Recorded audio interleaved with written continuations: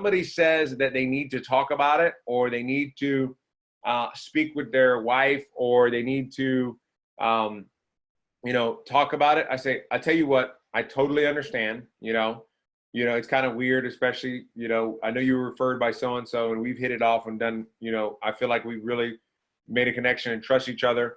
But there's always things that, maybe private conversation. I tell you what I'll do.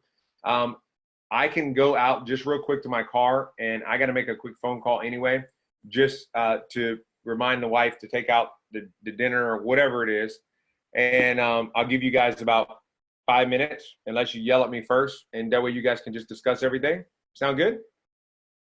So what I'm basically saying is, talk about it right now, right? If you need to talk about it and pray on it, go ahead and do it right now. I'm gonna go to the car, take your time.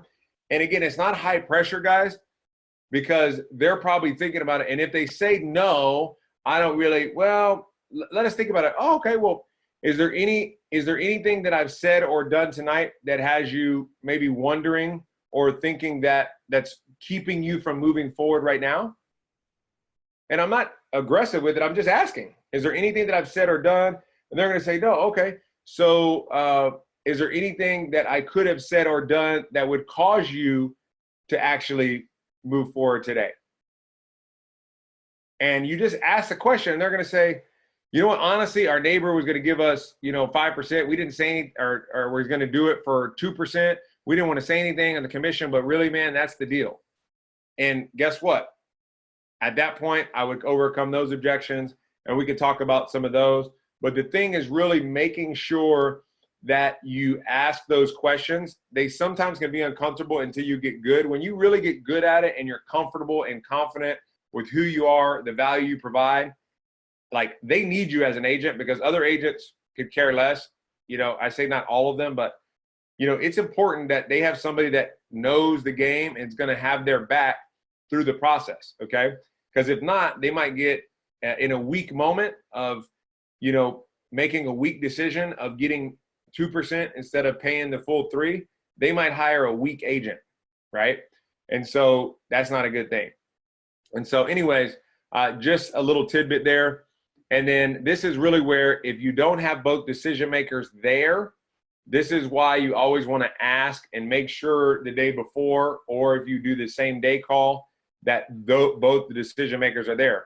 Because if they need to talk to their wife, I mean, what can you really say? Like, even if they sign it in front of you, both spouses, for it to be legally bound or legally binding, they both have to sign it. So whether you have one sign it or not, like, it's better if you do. That way they at least, you have one signature, and then you can tell them you can scan it in later and send them the other to e-sign.